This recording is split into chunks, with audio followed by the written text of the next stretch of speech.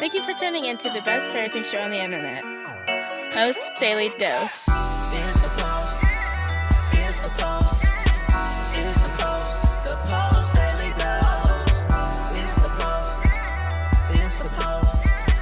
It's the Post. The Post Daily Dose. It's the Post. It's the Post. Facebook family, welcome to another episode of Post Daily Dose with me, your trusted parenting advisor, faithful guide and servant on the healing journey. What's my name? Big Papa Bryan+Post. Happy Manic Monday to everyone. I hope you had a fantastic weekend. Was able to relax a fair bit, and you're moving into the rest of the week. The beginning of a new amazing week. Aren't we blessed and grateful to see another day?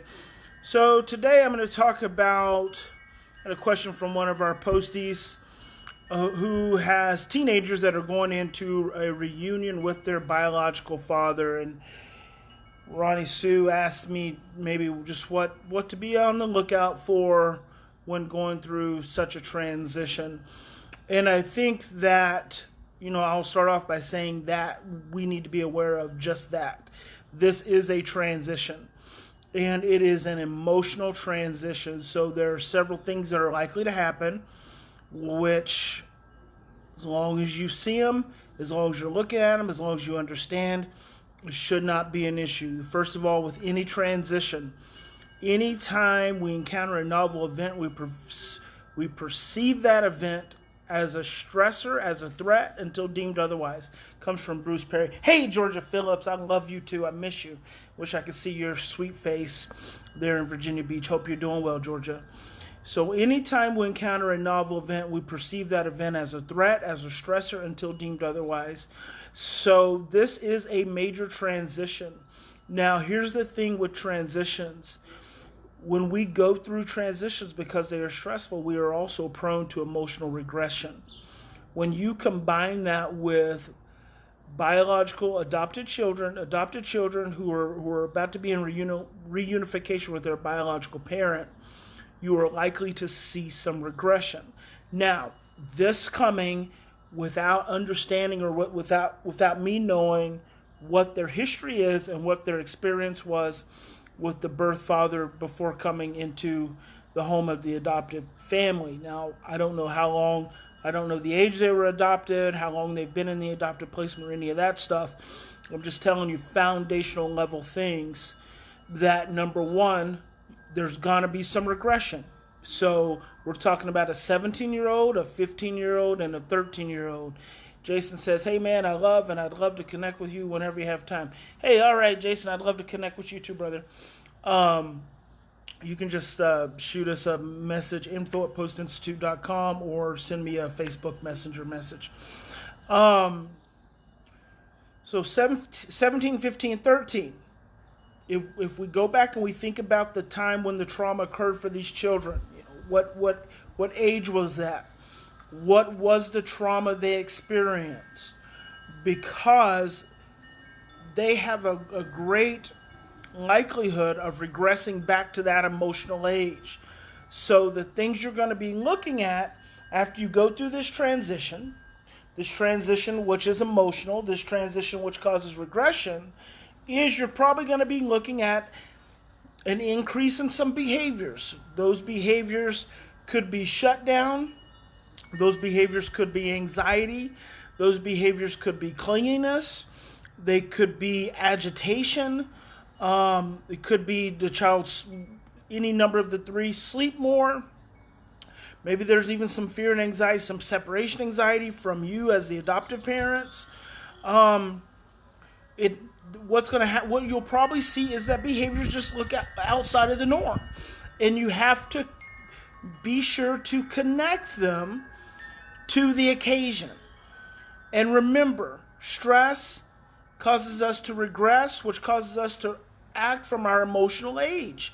When that is occurring, you want to meet the emotional age. Now, we're talking about a sibling group. And because we're talking about a sibling group, we're talking about, all kinds of different dynamics. Because, again, I don't know what the sibling dynamic was pre coming into the adoptive placement.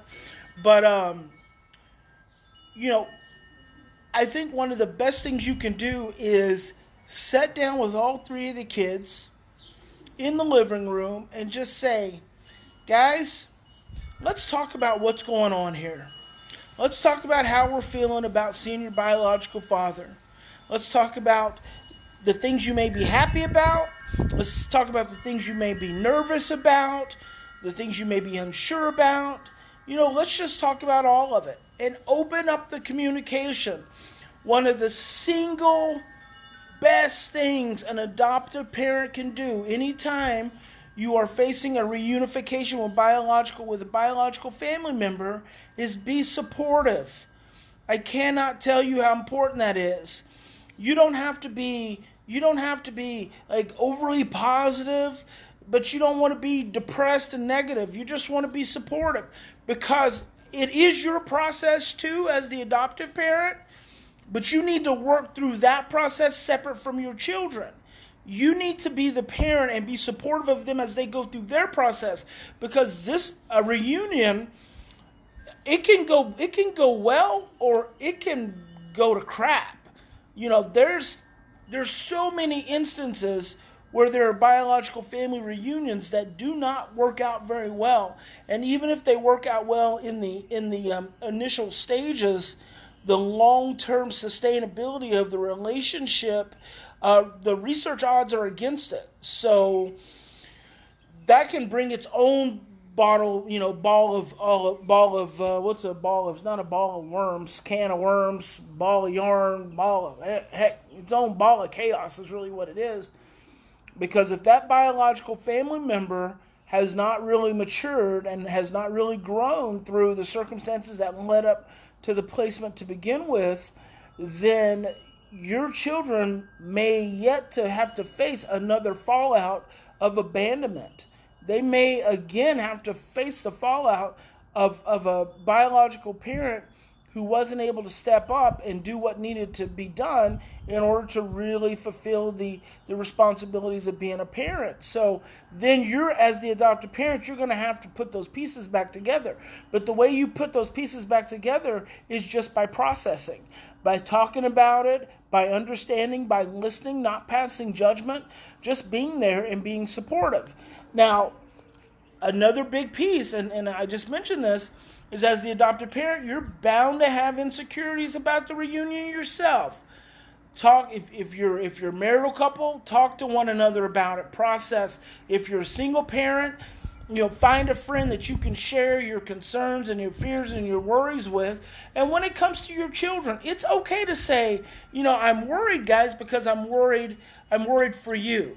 I don't want you guys to be hurt, because that's how any parent would feel about any new situation their children are going to go into.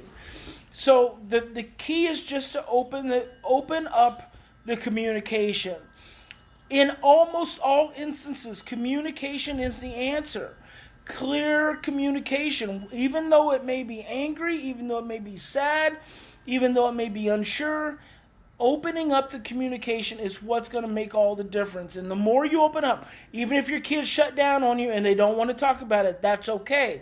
What they need to hear is that you are there if they need you. So you say the door is open.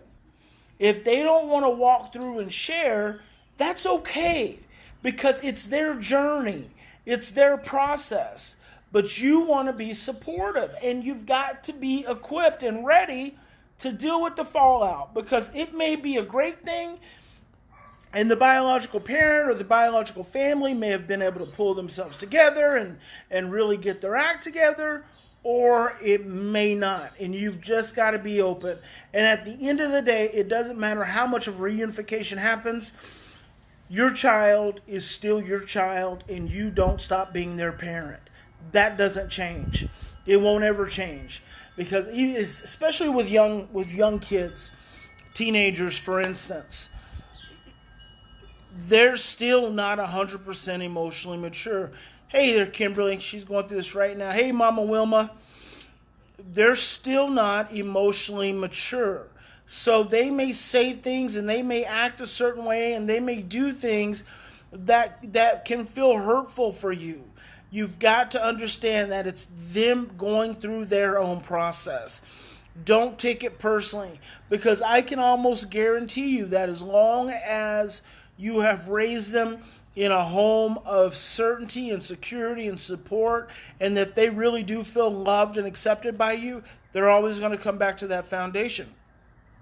The only time there's a risk to that is when there's been a lot of conflict in the adoptive home growing up, and they don't feel that security, they don't feel that certainty, and they're still looking for that acceptance. That's the only time there's a risk to the existing relationship. But otherwise, they're going to come back because they look to you as their source of security. They look to you as their secure base. So I hope that is helpful for Ronnie Sue and her family, and I hope that's helpful for you all as well. Hello there, Mimi. So that's all, guys. Remember, in any given situation, we always have two choices. We can continue to react from our same blueprints of stress, fear, and overwhelm, or we can stop, we can slow down, take 3 to 10 deep breaths, and choose love. And I hope you and your family will choose love and continue choosing love, even when fear feels so strong and overwhelming. And remember, if you mess up, just apologize and do better the next time. God bless you. Big Papa loves you. I'll see you guys tomorrow. Have a good evening.